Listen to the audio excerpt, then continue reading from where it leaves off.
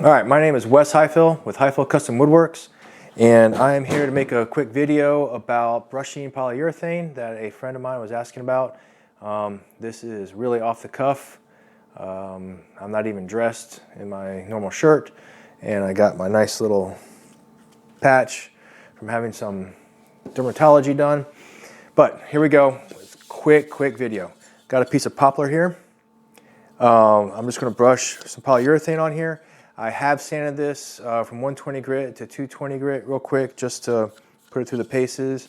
I have not wiped it down with 50-50 alcohol water. Normally,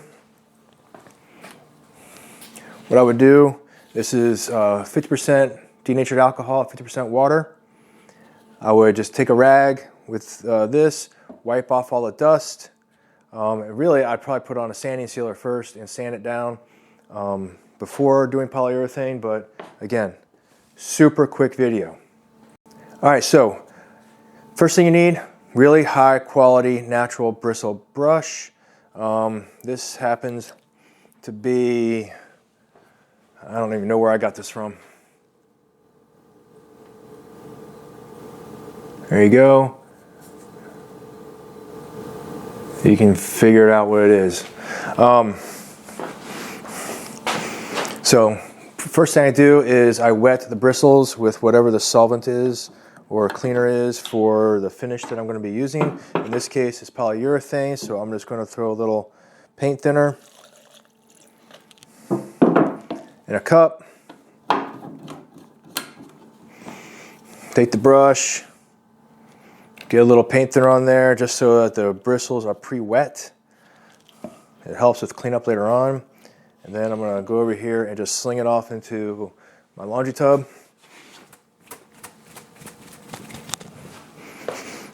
Get the excess off the brush, and we'll set that aside because we'll need that for cleanup later on.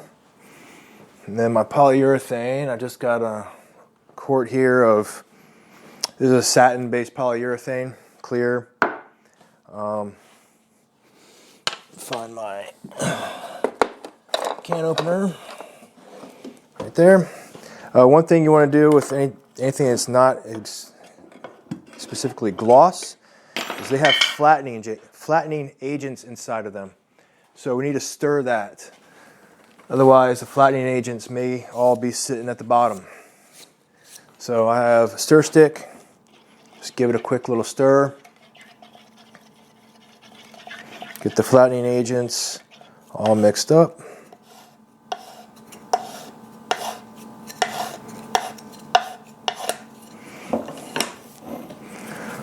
Make sure all that's off of there. Okay.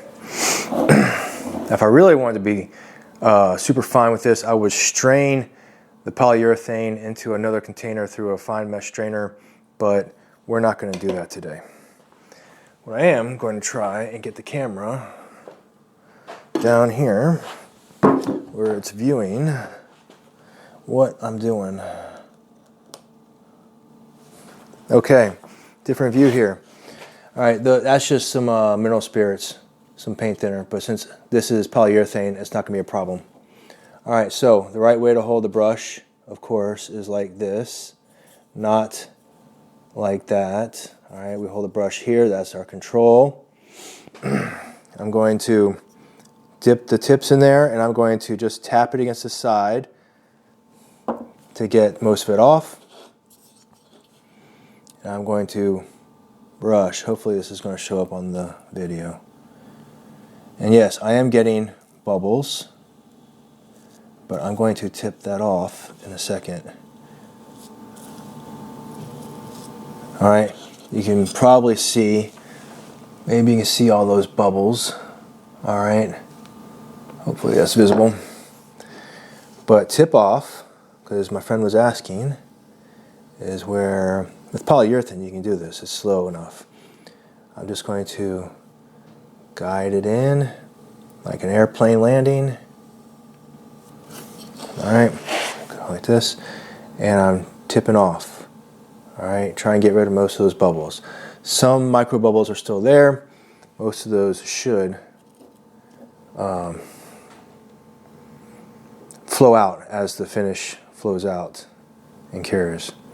Okay, go to the edge. Notice I start in the middle and I go to the edge and I come off the edge. I'm not starting the edge and coming across because that's just going to make a gigantic, it's just going to wipe finish off at the edge. So I can always come off the edge like a plane taking off an aircraft carrier. And start over here, guide it in, come off the edge again. This is a little bit awkward angle, but a lot of times I'll go 2 or 3 rows. This is a small piece, so I don't have that much real estate. But I go a couple, 2 or 3 rows, and then come back and tip off again. Tip off with a not sopping wet brush, not sopping wet with finish. Oh, and we just got some trash. Since it's polyurethane, I can do this. If it was not polyurethane, like if it was shellac, I would not even bother with that. Okay, look at it at a raking angle with a light and make sure most of my bubbles are gone. No runs, no sags. Okay, I can tip off. Now this is a faster drying polyurethane, so I don't want to waste too much time doing this because it'll start to drag and that's not going to look good. All right, and that's it. Now, one thing I didn't mention is the temperature of the shop. All right. I've had the heat on all morning, and oops, we are at 65 degrees in here, not 50 degrees. I like to be 60 degrees or more. So that's one thing to consider is the temperature of your shop. All right. You see, we got the quality of the brush. Let's get this fixed.